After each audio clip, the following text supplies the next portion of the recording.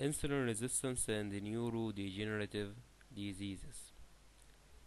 نتكلم الأول عن insulin resistance. definition: condition in which normal amount of insulin inadequate to produce normal insulin response. بمعنى ان الكمية الطبيعية اللي بيطلعها البنكرياس هي inadequate دي normal insulin response. البنكرياس يعمل ايه بقى؟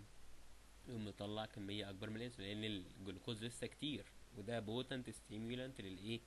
للريليز اوف انسولين، فيطلع لي انسولين كتير، فيعمل لي هايبر انسولينيميا، وما زال برضو في هايبر جلايسيميا. المشكله في الريسبتور، المشكله الريسبتور ايه؟ مقفوله اصلا، والريسبتور قليله. يعني نقول الريسبتور قليله، او الريسبتور الافينيتي بتاعتها قليله للايه؟ للانسولين. طيب الايتيولوجي: جينيتك فاكتور، ان الجين اكسبريشن بتاع الانسولين ريسبتور قليل. واحد مولود كده، ده جينيتك ديس اوردر. تمام. بعض الميديكيشن زي الستيرويد والجلوكوزامين. كونديشن زي الاوبيسيتي، ميتابوليك سندروم، ده ميتابوليك سندروم عباره عن ايه؟ عباره عن هايبر كوليستروليميا، انسولين ريزيستنس، اند ايه؟ اند هايبرتنشن. طيب بريجنانسي، انفكشن سيفير. احنا هنركز على الاوبيسيتي. تمام. او حتى نضيف سلايد فيها الايه علاقه بين الاوبيسيتي والانسولين ريزيستنس، مهم جدا. معظم الناس اللي عندهم انسولين ريزيستنس عندهم ايه؟ اوبيسيتي. تمام. خلينا نشوف السايكل دي. انت لما تاكل الفود بيحصل ايه؟ ميك انسولين، ده طبيعي. لما تاكل اكل بيزيد الفاستنج بلاد جلوكوز، فيحصل الانسولين بيحصل له ريليز. السير ريزيست الانسولين، سير لان الافينيتي بتاعه الايه؟ بتاعه الريسبتورز قليله للانسولين. تمام. شوجر ستور از فات، لان الشوجر المفروض هو ما دخلش حصل له جلايكوليسيس، او دخل بس بكميه قليله، لان البنكرياس it's a very patient. بيفضل يعني ايه؟ بيفضل برضو يطلع انسولين ويجرب، برضو لسه الجلوكوز يطلع برضو ويجرب لغايه ما يدخل جلوكوز جوه السيلز، وبرضو بيحصل جلوكوز بس بتبقى ايه؟ بتبقى قليله، فبرضو لسه الجلوكوز كتير، فزياده ستور ايه؟ ستور از فات. تمام. طيب feel tired and hungry، لان السيلز ما خدتش كفايتها من الاي تي بي، من الجلوكوز ما كانش كفايه اللي جالها. فهتاكل تاني وتفضل ماشي في السايكل ده، وبتعمل ستور الشوجر از فات، فيحصل لك اوبيسيتي. تمام. السلايد دي بقى بنتكلم ان الراجل اصلا هو اوبيز بس ما عندوش لسه دايابيتس، بس احنا بنقول ان هو ده ريسك فاكتور. يعني الاوبيسيتي دي ريسك فاكتور ان يجيله انسولين ايه؟ انسولين ريزيستنت. عارفين انسولين ريزيستنت بنلاقيها اكتر حاجه في الايه؟ في الناس اللي عندهم دايابيتس. مش شرط ان انسولين ريزيستنت يكون في الدايابيتس بس. انسولين ريزيستنت كان في ميتابوليك سندروم برضه. تمام. طيب بنقول دلوقتي الراجل الاوبيز ده عنده اديبوز تيشو اكتر، عنده اديبوز تيشو كتير. الاديبوز تيشو وظيفته ثلاث حاجات: يطلع عليه فري فاتي اسيدز، يطلع عليه هرمونز، وبرضو في بيطلع برو انفلاماتوري سايتوكاينز. برو انفلاماتوري سايتوكاينز دي اللي هتهمنا قوي، هتعمل لي كرونيك كرونيك انفلاميشن. فالكرونيك انفلاميشن ده في انترلوكين 6 او تيشو نيكروزس فاكتور، دول بيعملوا ايه بقى؟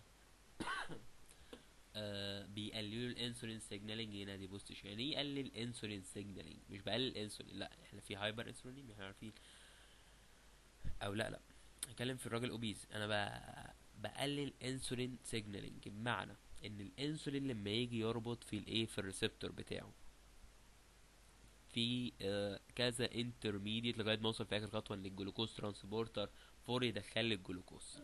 تمام.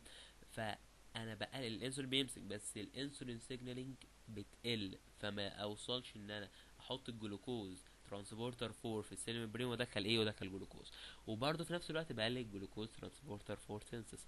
فكل ده يعمل لي ايه؟ انسولين ريزيستنس. الباقي ده ما يهمنيش، او يعني هو بيقول لي ان هو هيزود الاديبوز تيشو لايبوليسيس، لان ايه؟ الانسولين هو اللي كان بيمنع اللايبوليسيس. انسولين السيجنالينج بتاعته قلت او حصل له ريزيستنس، بس الانسولين مش هيعمل لايبوليسيس فيزيد الايه؟ قصدي مش هيمنع اللايبوليسيس فتزيد. تمام.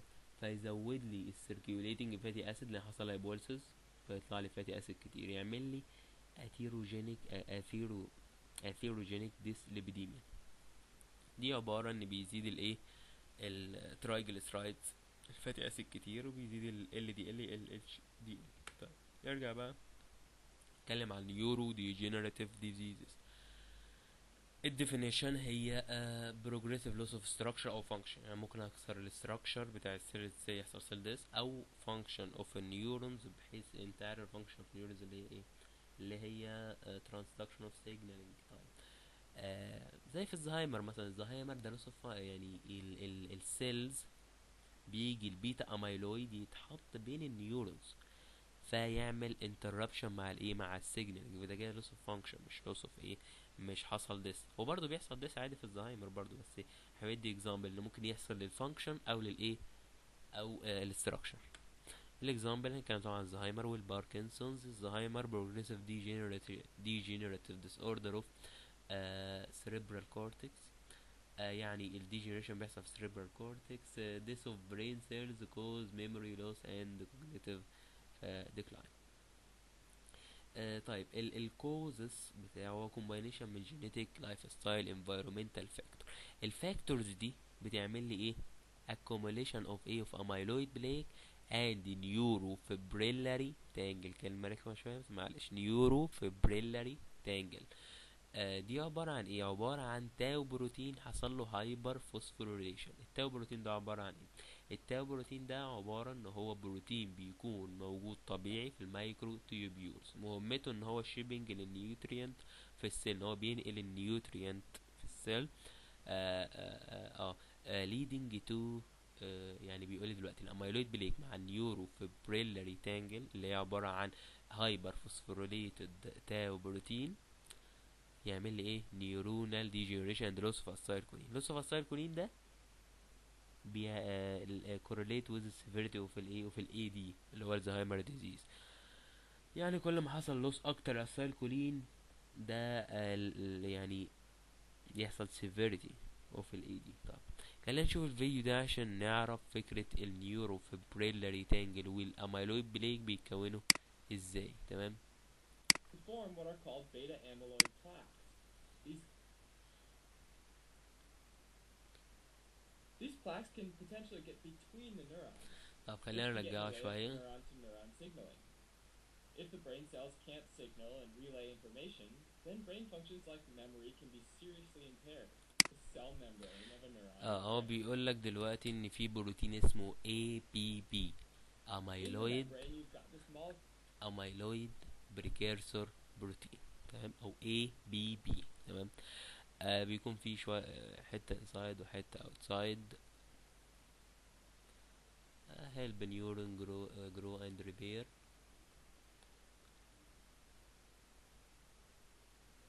طيب هو بروتين فهو جيت يوز وبعدين broken down و recycle، بيكسر الفا سكرتيز او جاما سكرتيز. دول لما يكسروه بيتحول لسوليبل وكل حاجة كويسة. تمام. المشكلة في البيتا سكرتيز لما يجي يكسره بيحوله لانسوليبل بيتا اميلويد. تمام. ده نوت سوليبل. هو في الطبيعي البيتا اميلويد ده يعني طبيعي هو بيحصل في كل بني ادمين. طب ليه مش كلنا بيجيلنا الزهايمر؟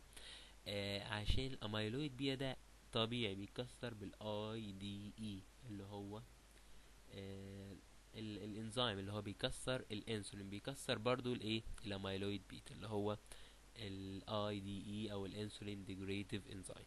تمام.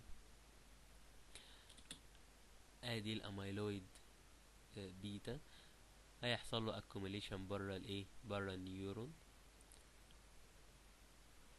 هيعمل لي بيتا اميلويد بليك، ده كلامب اوف اميلويد بيتا طبعا، وده انترفير مع الايه، مع السيجنالينج.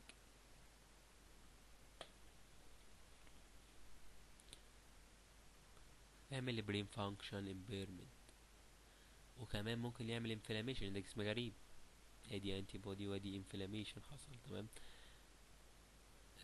غير كده ممكن يروح على blood vessels ويعمل لي اميلويد انجيوباثي ويعمل لي كمان bleeding وهيموريج. ودي صورته ما تهمناش طبعا، احنا مش بتوع هيستولوجي.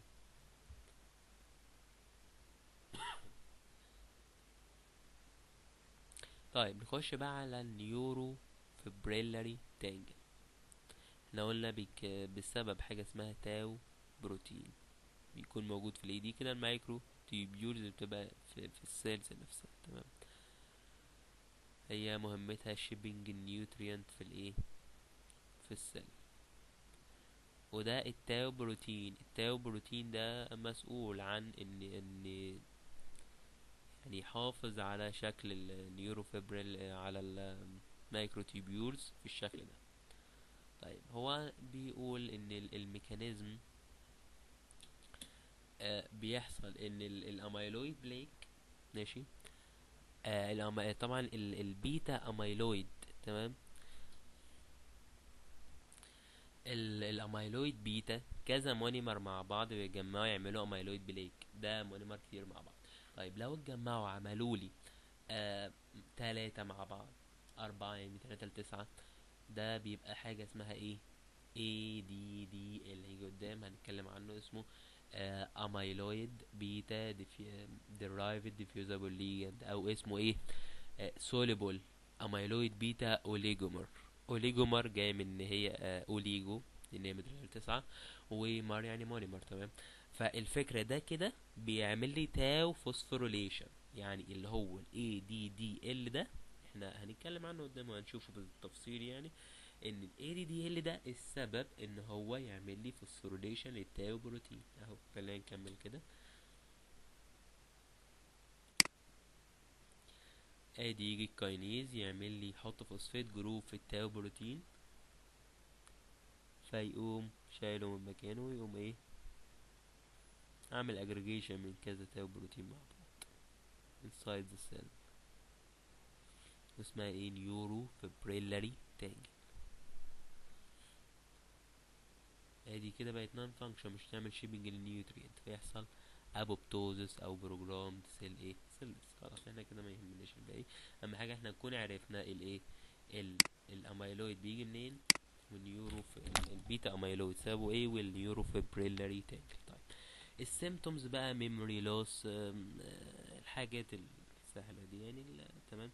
خلينا بقى نتكلم على الاستادي بتاعتنا. الاستادي عملنا ايه، جبنا مايز سنجل انترا سريبرال انجكشن اوف ستريبتوزوسين.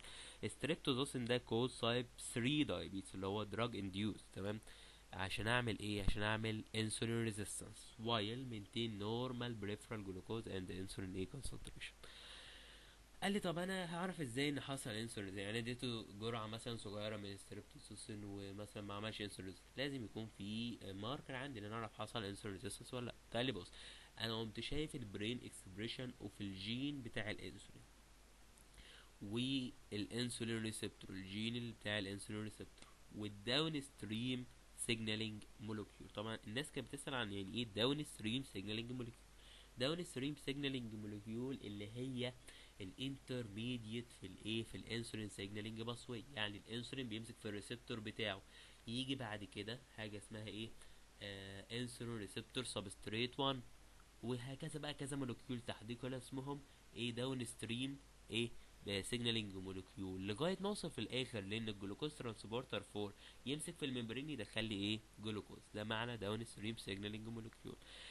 بعد كده بنقول برضو اهي انسولين ريسبتور سبستريت 1، كل ده ماركر ليا. تمام، بشوف الحاجات دي بقارنها بايه، بكنترول، اجيب فار تاني كده ما عندوش اي حاجه واقارن الاكسبريشن اوف الجينز في الفار اللي انا حانه والفار التاني. تمام، الobservation along with demonstration of reduced ligand binding to the insulin receptor.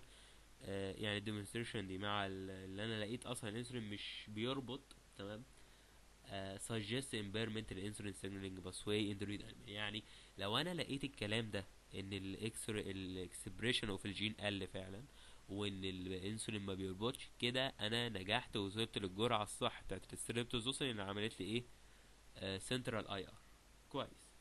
طيب دلوقتي لاحظوا بقى الستريبتوزوسين 3 انيمال دول لقوا ان display several classical feature of ال A of ال AD included ال AD ال ايه الزهايمر دي طبعا include elevated amyloid precursor protein ABP، اللي هو اللي احنا قلنا اول حاجه خالص، اللي هو بيتكسر بالالفا سكريتيز والايه بيتا سكريتيز ده. لقوا ان ده elevated، ها البيتا اميلويد كمان elevated and phosphorylated tau بروتين. ها ايه هو الفوسفوريليتد تاو بروتين؟ اللي هو النيورو فيبريلاري تانجل، النيورو فيبريلاري ايه تانجل. وحصل نيورونال سيل ديث ودمناش اسيتايل كولين وسيريبرال اتروفي. تمام.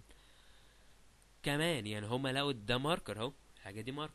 برضو لقوا ان هي ايه ديفكت في الميموري كومبيرد للكنترول، ديفكت في الليرنينج والميموري كومبيرد لايه الفار التاني. لهم طرقهم طبعا يعني في الميموري والليرنينج. تمام.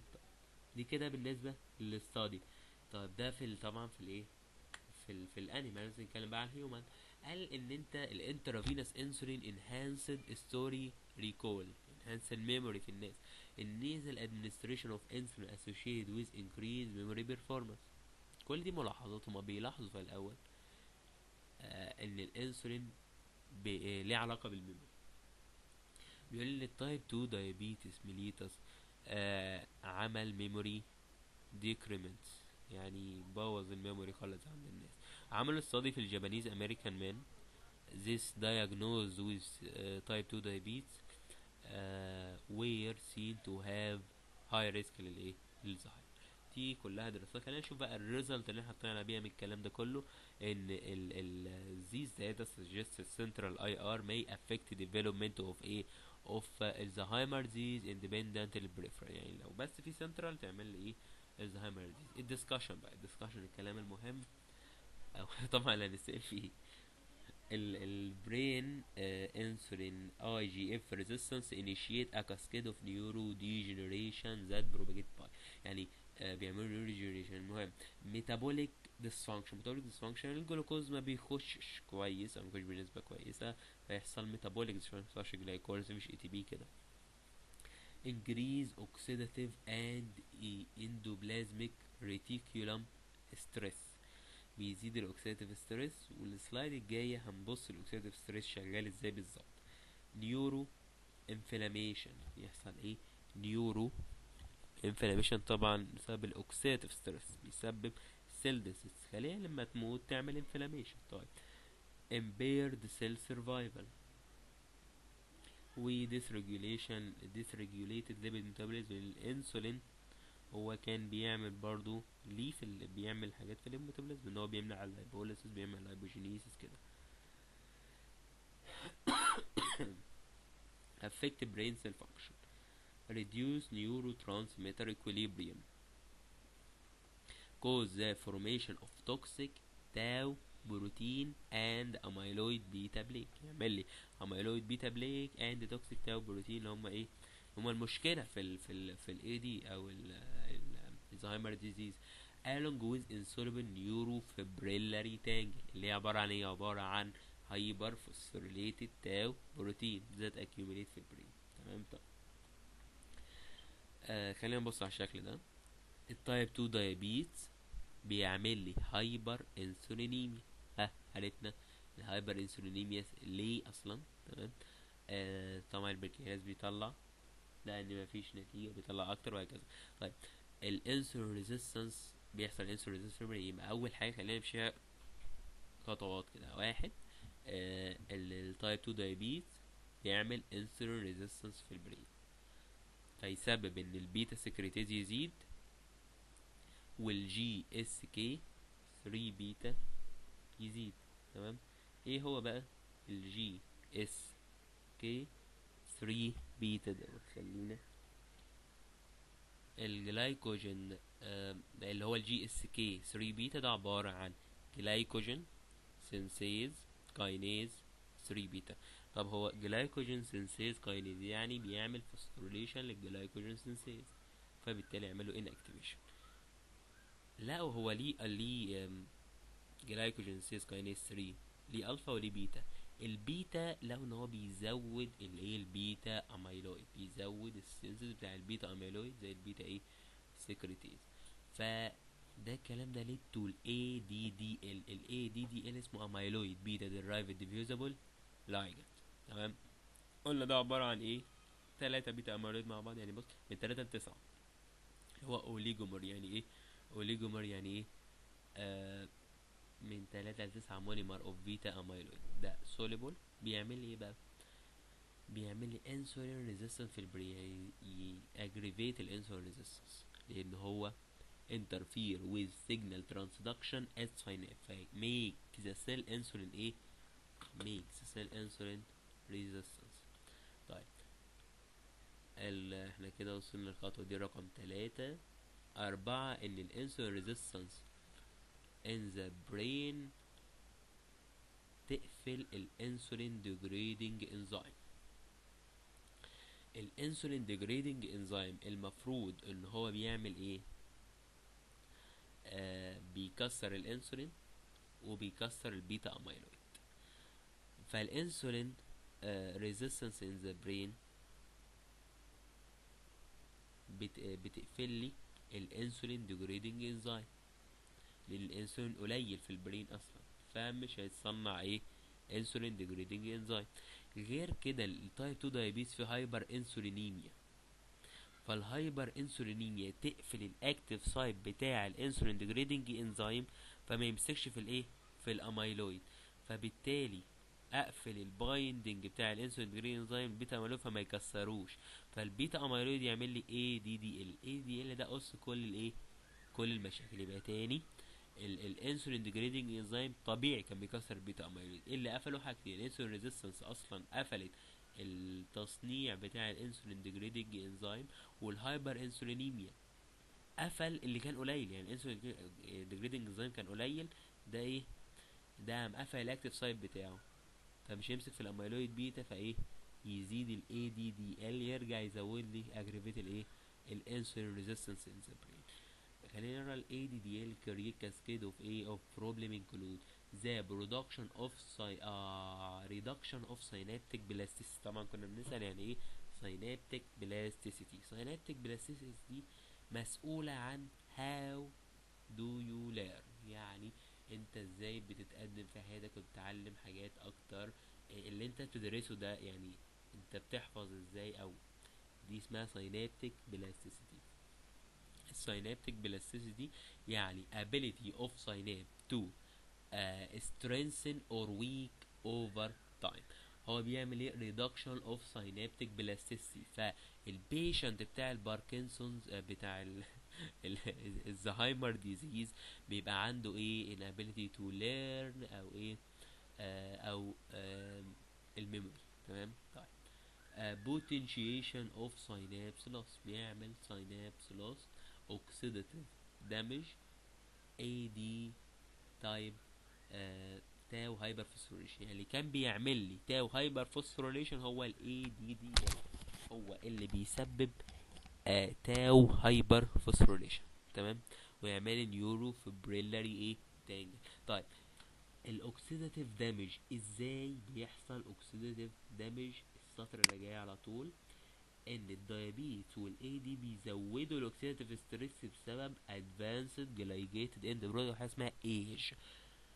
طيب الدايابيتك بيشنت ده عنده ريسك للاي دي، لان الايج ده موجود في النيورو فبريلاري تانجل وموجود في الاميلويد بليكس في البرين. تمام. فالايج ده طيب ازاي يعمل لي الموضوع الاوكسيداتيف ستريس؟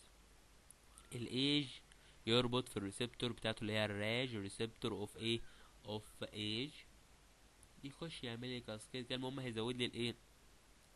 السوبر اوكسايد. السوبر اوكسايد يزود لي البرميابيليتي بتاعت الميتوكوندريا، يحصل لها سويلنج فيحصل سيل ديث. تمام. طيب اظهر ميكانيزم ان الانسولين ريجوليت ذا اكسبريشن اوف اسيتايل كولين ترانسفيريز which is enzyme responsible for acetylcholine synthesis. يعني الانسولين كان بيعمل ايه؟ كان بيعمل اكسبريشن للانزيم ده. الانزيم مش موجود، مش هيحصل اكسبريشن للانزيم، والاسايكولين مش هيطلع، فبالتالي الاسايكولين بيقل. ما عارفين الاسايكولين كان ايه؟ كان نيورو ترانسميتر ان كوجنيتيف ايه فانكشن. طيب دي بقى تلخص لنا الدنيا. سلايد برضو انا حطيتها. بيقول low cerebrospinal fluid insulin level، خلينا نبدأها كده من هنا اهي.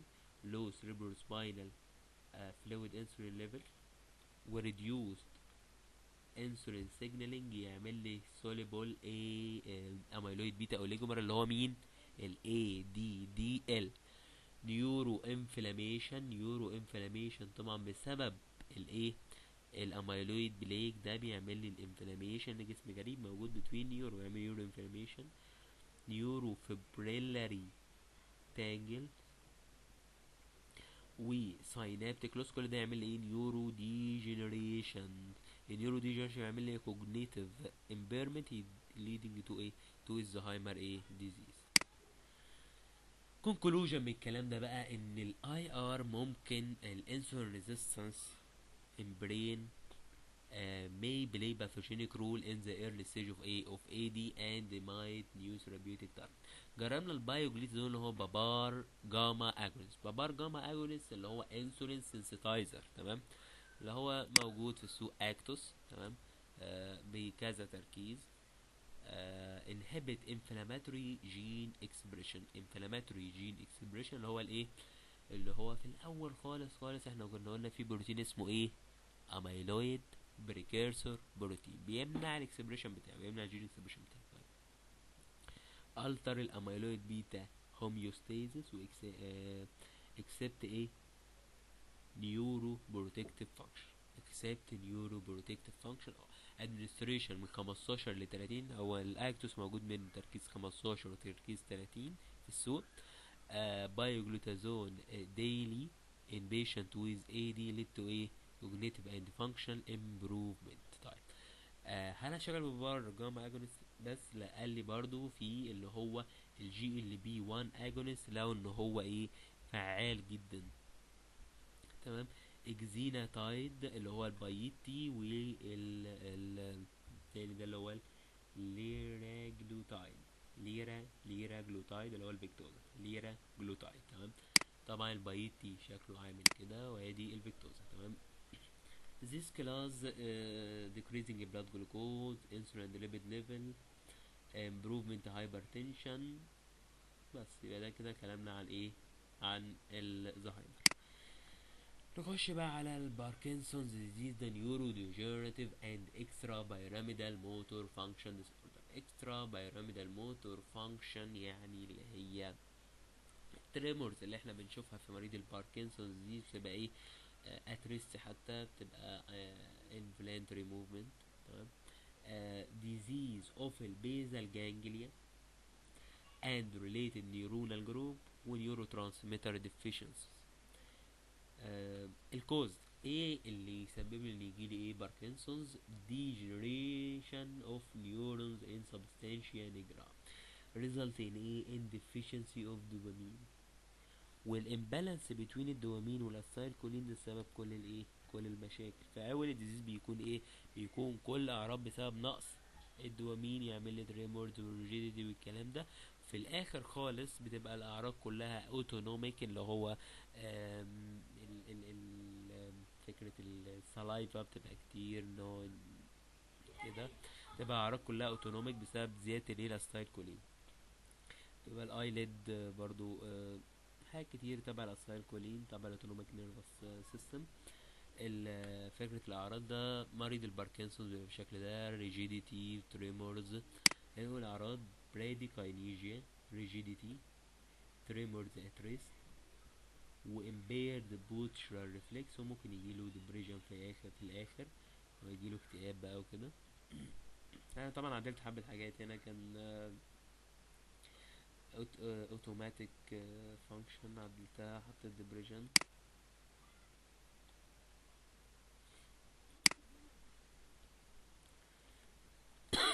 ماتيريال اند ميثود احنا شغلنا ازاي؟ طبعا مش شغلناش، بس الناس شغلت ازاي. جابوا حاجه اسمها نيركو مايس دي عباره عن مايس انا عامل لها ايه؟ انسولين ريزيستنس بس. يبقى اللي عايزه من الحته ان هي السطر الاولاني ده، انا عايز حاجه اسمها نيركو مايس دي، مايس معمول لها ايه؟ انسولين ريزيستنس. طيب لو ان هي حصل لها ايج ريد anxiety and depressive behavior through to be due to altered mitochondria and mono amine oxidase A and B activity. لقوا ان الماو A و B زادت الاكتيفيتي بتاعتهم جدا، فزود الدوبامين تيرن اوفر كدايركت ريزلت للايه، لللوس اوف انسولين سيجنالينج. طيب interestingly لقوا ان restoration of insulin sensitivity may restore الايه، النيوروسايكياتريك symptoms. لقوا ان لو انا رجعت الانسولين يرجع الفرط طبيعي. طب الريزلت، الاي ار cause exacerbation of a of PD pathology. طيب discuss الموضوع بقى.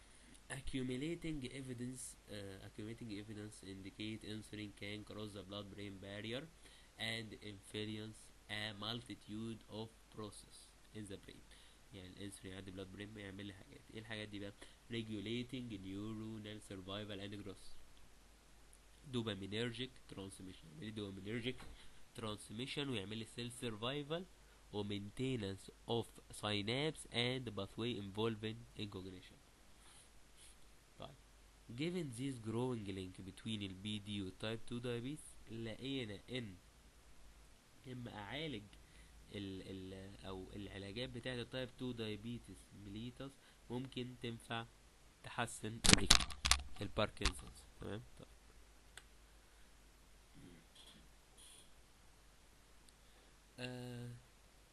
بنقول بقى في ال patient who had الباركنسونز much higher rate of diabetes and hypertension، عندهم ريسك عالية للديابيت. تمام.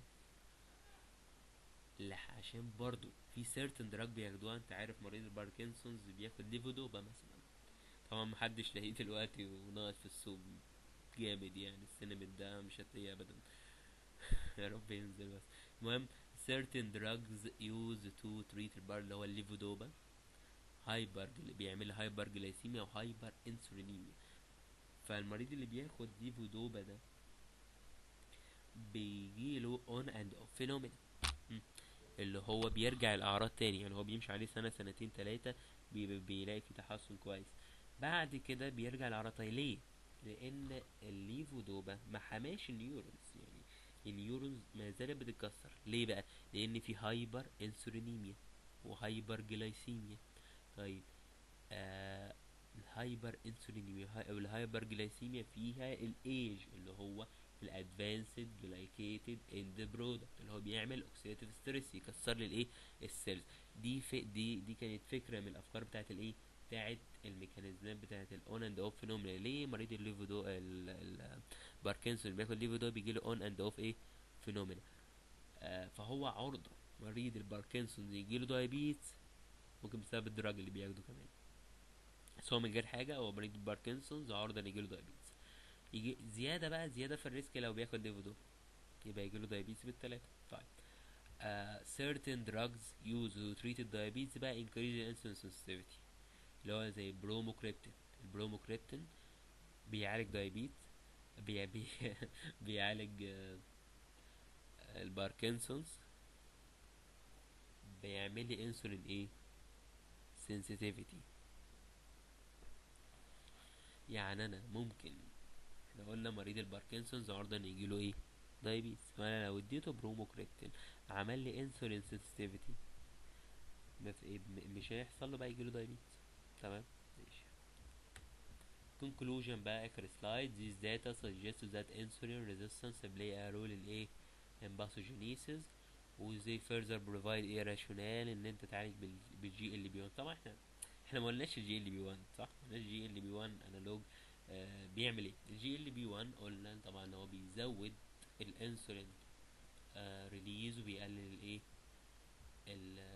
الجلوكاجون ريليز. عشان كده هو بيعمل ايه، بيزود الجلوكوز ابتيك، بيزود الانسولين هيعمل لي ايه، هايبوجلايسيميا. بس. Thank you.